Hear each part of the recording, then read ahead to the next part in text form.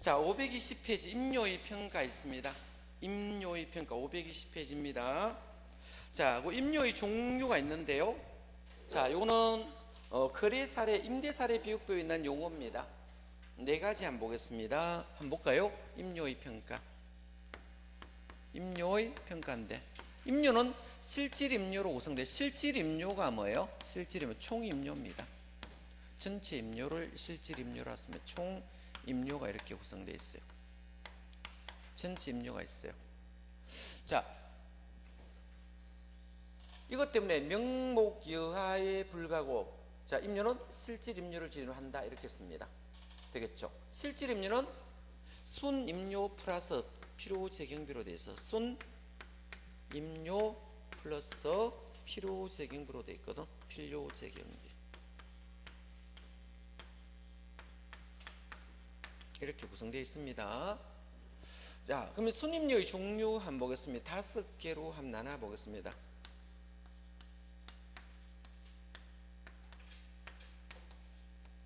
번호를 맡기겠습니다. 공부하기 좋게. 이걸 6번째로 맡기겠습니다. 자, 6가지 종류로 나눠 보겠습니다. 1번, 2번, 3번까지를 제가 일시금이라 부르겠습니다. 일시금이라 부르겠습니다. 3번까지를 일시금 종류에 들어갑니다. 자, 1번이 뭔가 하면 보증금을 지금 말하려고 합니다. 우리 보증금은 예금적 성격을 갖는 이렇게 했습니까? 여기서 예금적 성격을 갖는 이렇게 썼죠? 성격을 갖는 한꺼번에 보증금 줍니까? 이걸 예금적 성격을 갖는 일시금이라고 부릅니다. 일시금. 되겠죠? 자, 예금적 성격을 갖는 일시금을 보증금이라 씁니다. 이 보증금 자체는 임료가 아닙니다. 이 보증금을 다른 목적으로 운용하면 그 운용이익이 임료가 되겠죠? 운용하다면 운용, 이걸 임료로 보겠다. 그 1번 조항입니다. 자, 2번과 3번은 사글세를 말하려고 합니다. 사글세. 사글세가 뭐예요? 사글세. 그죠? 자, 10달 얻으면 10달치를 미리 줍니까? 네, 이걸 우리가 선불이라 씁니다. 선불적 성격을 갖는 이랬죠? 선불적 성격을 갖는 되겠죠? 한꺼번에 지급하니까 이건 뭐다? 일시금입니다. 일시금 종류에 이제 상가액이 있고 미상가액이 있어요. 뭐 됐다? 상가액도 있고 미상가액이 있겠죠. 상가액 부분과 미상가액은 나누었습니까? 상가액은 당연히 임료 맞습니다. 그런데 아직 상각되지 않는 부분이겠죠. 이 미상가액은 다른 목적으로 운용해야 되겠죠. 운용하다면 이거 임료가 된다. 되겠죠. 그러면 1번부터 3번까지는 일시금 항목 맞습니까? 자, 나머지는 지불임료 항목을 지금 구분합니다. 지불임료로 용어를 구분해 보겠습니다. 4번은 뭐에 대한 설명입니까? 월세입니다. 월세를 설명합니다. 월세를 어떻게 해요? 각 지불 시기에 지불되는 순임료 상당했죠? 순임료 상당액이라 써놨잖아. 요 월세입니다. 자, 월세는 뭡니까? 달달이 지불해야 하네요. 달달이 지불하니까, 이 달달이 지불하니까 이거는 뭐 돼요? 지불임료에 들어갔습니다. 자, 5번 봅니다. 그죠? 자, 공익비와 부가사용료 했죠? 공익비와 부가사용료라고 했죠? 부가사용료가 있는데, 자, 예를 들면 공익비는 공용에 발생하는 것을 말합니다. 이제 공용에 발생하는 것을 공익이고 전유에 발생하는 것을 부가사용료라 쓰는데, 만약에 자, 여기 수도료가 나왔다라고 생각해 보겠습니다. 수도료가 이 집에 나왔는데 수도료가 11,000원이 나왔어요. 11,000원이 나왔는데, 공익비 부가사용료는 원칙은 임료 아니고 뭐다? 관리비 주겠죠. 그죠? 드는데 공익부상료 중, 자, 실제 비용을 초과하는 게 있습니까? 그죠?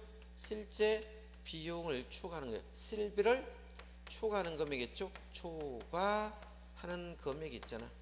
이런 금액들은 우리 단독주택 사면 집주인이 받아가겠죠.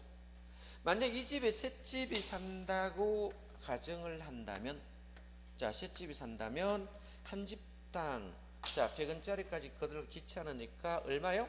4,000원씩 거두면, 자, 실제 수수료가 얼마 나죠?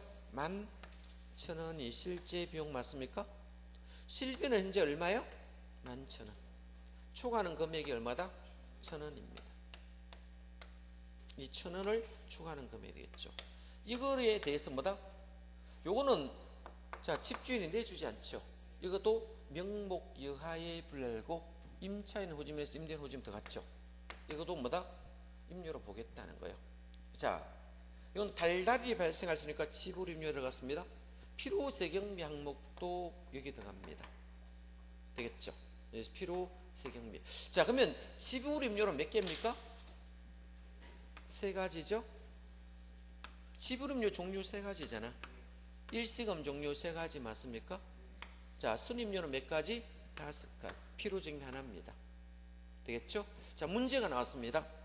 자, 필요재경비는 지불임료에 포함돼야 안 돼요? 포함되지만 순임료는 제외됐죠? 이렇게 제외됐죠. 만약 일시금 계정이 없다면 실질임료와 지불임료는 같아집니까? 뭐가 없다면? 일시금 계정이 없다면, 존재하지 않는다면 4, 5, 6만 했겠죠? 그러면 실질과 지불임료는 같아진다. 이 비교하는 형태가 문제에 놓을 수 있으니까 봐둬야 된다. 되겠죠? 이렇게 정리하시면 되겠네. 자, 그러면 여기는 지금 뭐에 대한 내용이다? 임대사례 비교법을 쓰는 게 원칙입니다. 임료는 무슨 법을 쓴다? 임대사례 비교법을 설명하는 거. 이게 원칙입니다. 뭔다? 임대사례 비교법을 쓰는 게 원칙입니다. 이게 가장 중심이 됩니다. 임대사례 비교법에 대한 설명입니다. 자, 적산법 한번 보겠습니다. 오른편에. 자, 적산법 참고로 봅니다. 적산법. 임료에 대한 건 적산법 있겠죠? 적산법. 그냥 간단히 보겠습니다. 우리 적산법은 기초가격 곱하기 임대사업에서 투하된 자본을 기초가격이라 씁니다. 되겠죠?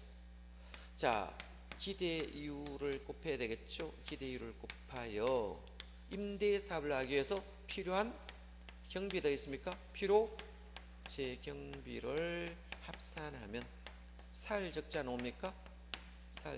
사서 계산했더니 임료가 나옵니다. 이걸 적산 임료라 불러요. 되겠죠? 자, 기초가격은 투하된 자본으로 씁니다. 되겠죠? 주로 투하된 자본을 기초가격으로 쓰는데 여기는 주로 뭐 씁니까? 예? 자, 적산법은 원가법을 주로 씁니다. 원가법을. 원가법에 관해서 그걸 복선가격을 쓰는 게 원칙인데 예외적으로 거래사례 비율부터 쓸 수 있겠죠? 비중가격도 쓸 수 있습니까? 근데 뭐는 쓰지 않습니까? 자, 수익 방식인, 그죠? 수익 가격은 쓴다 했어요? 안 쓴다요? 이건 안 써요. 이게 쓴다 하면 틀립니다. 되겠죠? 자, 주로 자, 기초가격은 평가할 때 복선가격이나 비중가격 없으면 차라리 정상가격을 쓰시면 되겠다. 무슨 가격? 정상이란 가격을 쓰는 게 낫겠지. 무슨 가격을 쓰지 않는다? 수익 가격은 쓰지 않습니다. 왜 기초가격 수익 가격은 쓰지 않는가 하면 임료를 구하기 위해서 임료를 넣으면 말이 안 맞잖아. 되겠죠? 그래서 이 수익 가격은 쓰지 않습니다. 이건 쓰지 않고요. 자, 기대이율을 한번 보겠습니다. 기대는 항상 상가구 씁니다. 뭐다? 항상. 기대는 항상 상가구를 많이 씁니다. 상가구. 그죠? 상가구. 그죠? 자, 기대는 항상 상가구 세공제. 세공제 전이다. 라고 말했습니다. 되겠죠? 항상 상가구 세공제 전을 많이 쓰는데 이거는 세공제 전 하니까 뭐다? 어떤 세를 공제하겠습니까? 소득세, 법인세입니다. 이 법인세. 자, 세공제처니까 세공제는 여기서 빠졌고 상각은 상각후를 썼습니까? 항상 상각후 세공제전이라는 말을 씁니다. 자, 한번 보겠습니다. 자, 요거하고 이제 필요쟁이 항목을 비교해야 되는데 필요세경비 항목을 구분했는데 이 필요적 항목은 모두 수익적 지출만 들어갑니다. 뭐다? 모두 수익적 지출이다. 자본적 지출은 다 여기 들어갑니다. 기초가격 뭐다? 자본적 지출에 들어갑니다. 여기는 자본적 지출이 여기 들어갑니다. 자본적 지출은 어떤 것을 자본적 지출이라는 거면 한 번만 내면 자본적이죠. 예를 들어서 취득세만 한 번만 냅니까? 예, 한 번만 내면 여기는 취득세는 여기다가 있죠. 그죠? 등록세도 한 번 내겠죠. 이런 것을 자본적 지출은 원본에 투여되니까 되겠죠. 자, 그러면 이건 수익적 지출인데 자본적 지출은 여기 들어오는 거 아닙니다. 수익적인 이 항목들이 있는 7개 항목을 공부하셔야 됩니다. 그래서 7항목이 감조, 유, 손, 결공정이 있습니다. 이 결공정이란 7개 항목이 필요적인 항목으로 구성되어 있습니다. 자, 그러면 이 항목을 좀 봐야 되는데 만약에 감가라는 삼각비가 존재하면 필요적인 포함했습니까? 안 했습니까? 예? 포함했겠죠. 여기 넣어야 됩니다. 그죠? 필요세경비는 어디에 넣어놨습니까? 자, 여기 감가상 필요적인 포함시켜 놨습니다. 그죠? 여기 넣어야 되겠죠. 조세 공간은 한번 보겠습니다. 조세 공간. 저는 수익적 지출 들어간다 했습니다. 재산세 여기 들어가야 될까요? 예? 재산세, 종부세 이런 거 들어갑니다. 도시계획세 들어갑니다. 도시계획세 이런 거 들어갑니다. 도시계획세, 공동시설세, 수익자 부담금 이겠죠? 이런 것들은 여기 들어가요. 수익자 부담금입니다. 여기 들어가겠죠. 이런 등등은 여기 들어가는데 빠지는 거 있습니까? 이 소득세, 법인세는 들어가면 돼야 안 돼요? 소득세 보면 기대율에 들어가야 됩니다. 필요세경비는 소득세 들어오면 안 돼요. 소득세가 되든 양도소득세가 되든 여기 들어오면 안 됩니다. 소득세 종류는 여기 들어오면 안 돼요. 그죠? 등록세도 들어가면 소득세, 법인세, 취득세는 자본적 지출이겠죠? 기초에 들었죠? 등록세 이런 게 여기 들어오면 돼요? 안 돼요? 안 되겠죠? 이 등록세 이런 것들은 여기서 제외시켜야 됩니다. 자, 유지관리비 한번 보겠습니다. 이 건물을 적정하게 유지하게 들어가는 관리비 되겠죠? 관리비 들어갑니다. 이 건물을 적정히 유지하는 관리비 들어가잖아. 근데 뭐는 제외됐습니까? 공익비와 부가사용이 빠져야 되겠죠? 부가사용료는 제외됩니다. 이건 빠져야 돼요. 그렇죠? 전기수도 가스 이런 거 빠집니다. 자, 손해보험료 있습니까? 손해보험료 한번 보세요. 손해보험료. 예, 손해보험료 부분에 있네.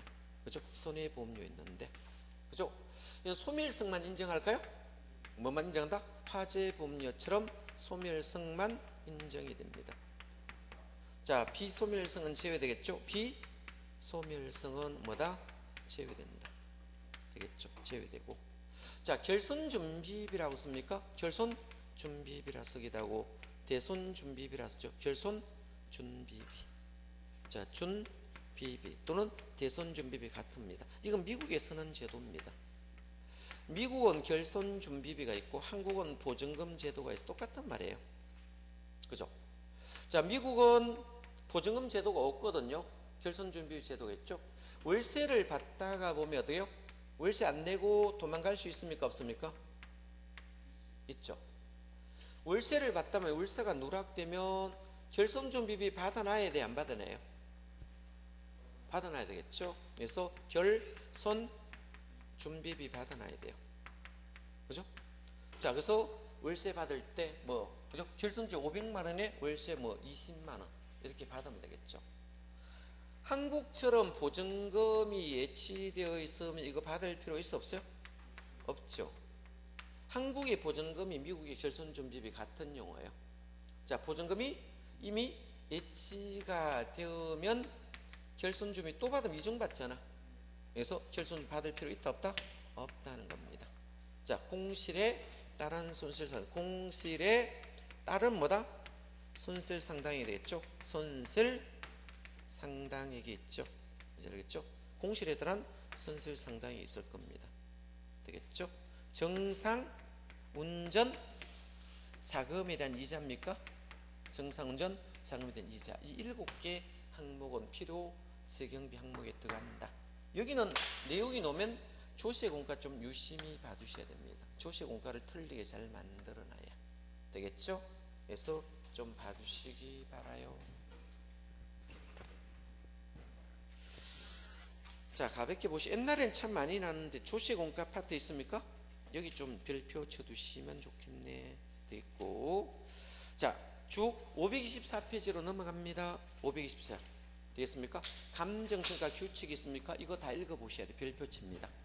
규칙은 문제가 나올 수 있으니까 봐둬야 됩니다. 별표. 토지는 아까 뭐다? 공시주가 기준법 적용한다 했죠? 했잖아. 그러면 거기 박스에 있는 거 큰 제목이 있으며 비교 표준지 선정, 두 번째 시점 수정, 세 번째 지역 요인 비교, 네 번째 개별 요인 비교, 그 밖의 요인 보정 비교 있죠. 이 순서가 몇 분 나왔으니까 봐두시기 바랍니다. 되겠죠? 건물은 무슨 법? 원가법 줄긋고. 되겠죠? 자, 토지 건물이 복합부동산 일괄평가입니다. 복합부동산 일괄평가하는데 이럴 때는 셋째 거래 사례 비교법 쓰면 됩니다. 집합건물도 마찬가지입니다. 산림의 평가는 임지와 임목은 구분평가입니다. 이때 거래 사례 비교법 줄긋고, 소경목림이 있죠? 어릴 소, 그죠? 어린 나무란 뜻이에요. 묘목을 말합니다. 이거는 원가법 밑줄 긋습니다. 되겠죠? 자, 그래서 이번에 감정평가는 삼지와 임목을 일괄할 때는 거래 사례 비교법을 한다. 읽어주시고요. 과소는 아까 거래 사례 쓴다 했죠? 자, 공장재단, 광업재단, 재단과 건자가 보이면 뭐다? 수익환원법 묶으시면 됩니다. 되겠죠? 자, 자동차는 거래 사례, 기계 종류는 원가법입니다. 건설기계 원가, 선박, 이것도 원가법. 항공기도 기계니까 원가법이다. 그래서 기계 종류는 자동차만 거래 사례고 나머지는 원가법 묶으시면 되고, 무형자산은 권자니까 수익환원법으로 하면 되겠죠. 그래서 한 장 넘기면 다 권자 붙어 있어요. 영업권, 특허권, 실용시한권, 디자인권, 상표권, 저작권, 전용, 적선, 이용, 권자 붙으면 모두 수익환원법 묶으시면 되겠네. 임료는 요거 하나 뺏기 뿐입니다. 임대, 사례, 비교법을 적용한다. 요거 별표하시기 바랍니다. 되겠죠? 10분의 소음 등으로 인한 토지 등의 가치 하락분에 대한 평가 있습니까? 있겠죠. 이런 경우는 한번 보겠습니다. 감정평가업자는 소음 진동, 일종의 침해, 환경 오염으로 대상 물건이 직접적 간접적인 피해가 발생하여 대상 물건의 가치 하락할 경우 가치 하락분을 감정평가할 때 소음 등의 발생 전 대상 물가에게 줄 것은 원상 회복 비용 등을 고려하여야 한다. 그 뒤에를 봐두셔야 돼요. 이걸 바꿔 놓습니다. 규칙은 한 문제 정도 놓을 수 있는 거 봐둬야 됩니다. 그렇겠죠. 중요 기출 문제 한번 풀어보겠습니다. 되겠죠? 자, 틀린 것을 골라냈죠? 틀린 것 봅니다. 토지의 평가는 대상 토지 통일 유산 표준지 공시지가를 선정하는 거 맞습니까? 아까 토지는 표준지 공시지가 선정한다 했잖아. 그죠? 시점 수정에 필요한 조정을 해야 되겠죠. 1번 맞네요. 2번 건물은 뭐라 했어요? 아까 삼각자니까 원가법을 적용하겠죠. 원가법인데 거래 사례가 틀렸잖아. 그죠? 세 번째, 건물과 토지는 아까 복합부동 일괄평가니까 거래 사례 맞습니다. 네 번째, 소음, 진동, 일조 침해, 환경 오염 등으로 인해 토지 등의 가치 하락분 대평가를 할 경우 소음 등의 허용 기준, 원상회복 등을 고려하여야 한다. 맞습니다. 자, 5번 산림은 산지와 임목을 일체로 하면 이거는 자 일괄평가하면 되겠죠. 이때 일괄평가할 때는 뭐다? 거래, 사례, 비교법을 이렇게 적용하면 되겠죠. 자, 이렇게 하시면 될 것 같아요. 자, 오늘 여기까지 하도록 하겠습니다. 자, 수고했습니다.